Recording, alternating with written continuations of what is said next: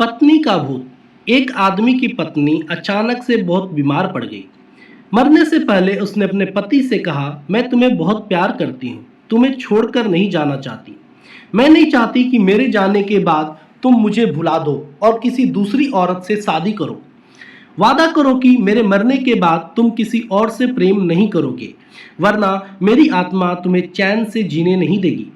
और इतना कहकर वो चल बसी। उसके जाने के कुछ महीने तक उस आदमी ने किसी दूसरी औरत की तरफ देखा तक नहीं।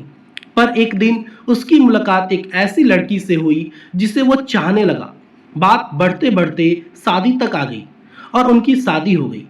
शादी के ठीक बाद आदमी को लगा कि कोई उससे कुछ कह रहा है। मुड़कर देखा तो वो उसकी पहली पत्नी की आत्मा थी। आत्मा बोली, तुमने अपना वादा तोड़ा है, अब मैं हर रोज तुझे परेशान करने आऊंगी।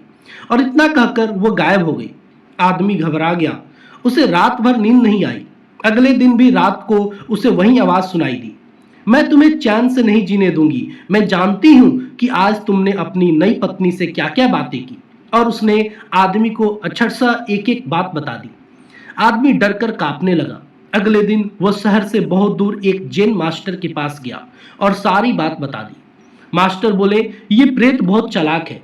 बिल्कुल है, तभी तो मेरी एक एक बात उसे पता होती है। आदमी घबराते हुए बोला। मास्टर बोले, कोई बात नहीं, मेरे पास इसका भी इलाज है। इस बार जब तुम्हारी पत्नी का भूत आए तो मैं जैसा कहता हूं तुम ठीक वैसा ही करना। उस रात जब आत्मा वापस आई तो आदमी बोला, तुम इतनी चालाक हो, मैं तुमसे कुछ भी नहीं छिपा सकता।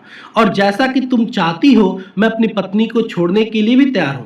पर उसके लिए तुम एक प्रश्न का उत्तर देना होगा, और अगर तुम उत्तर न दे पाई तो तुम्हें हमेशा हमेशा के लिए मेरा पीछा छोड़ना होगा। पत्नी का भूत बोला, मंजूर है, पूछो अपना प्रश्न। आदमी ने फौरन जमीन पर पड़े हुए बहुत सारे छोटे छोटे कंकड़ अपने मुट्ठी में भर के लिए और बोला, बताओ मेरी मुट्ठी में कितने कंकड़ हैं। और ठीक उसी समय भूत गायब हो गया। कुछ हफ्तों बाद वो एक बार फिर से जैन मास्टर के पास उनका शुक्रिया अदा करने पहुंचा। मास्टर, उस भूत से मेरा पीछा छुड़ाने के लिए मैं जीवन भर आपका आभारी रहूंगा।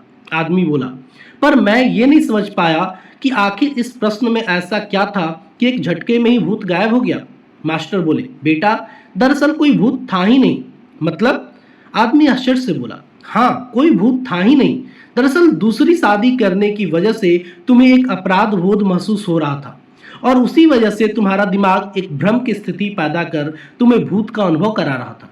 मास्टर ने समझाया, पर ऐसा था तो वो मेरी हर बात कैसे जान जाता था? आदमी ने पूछा। मास्टर मुस्कुराए, क्योंकि वो तुम्हारा बनाया हुआ ही भूत था, इसलिए जो कुछ तुम जानते थे वही वो भी जानता था। और यही कारण था कि मैंने तुम्हें वो कंकड़ वाला प्रश्न पूछने को कहा, क्योंकि मैं जानता था कि इसका उत्तर तुम्हें भी नहीं पता होगा, और इसलिए भूत भी उसका उत्तर नहीं दे पाएगा और तुम्हें तुम्हारे दिमाग की ही उपज से छुटकारा मिल जाएगा। आदमी अब पूरी बात समझ चुका था। उसने एक बार फिर मास्टर को धन्यवाद किया और अपने घर लौट आया। दोस्तों, कई बार हमारे मन में भी किसी पुरानी बात को लेकर एक गिल्ट फीलिंग रह जाती है। कहानी में भूत का आना उसी तरह की फीलिंग का एक एक्सट्रीम फॉर्म है। पर अधिकतर मामलों में हम किसी पुरानी घटना को याद कर अफसोस करते हैं और कभी कभार खुद पर क्रोधित भी हो जाते हैं। ऐसा बार बार करना गलत है। अपने भूत की वजह से अपने भविष्य और वर्तमान को बिगाड़ने में कोई समझदारी नहीं है। इसलिए अगर आप भी किसी पुरानी घटना की वजह से अपराध बोध महसूस करते हैं तो ऐसा न करें। गलतियां करना मनुष्य का स्वभाव है, सभी करते हैं। आपसे भी हुई तो कोई बात नहीं। उस घटना को पीछे छोड़ें और अपने जीवन को सार्थक बनाने की दिशा में काम करें। धन्यवाद दोस्तों।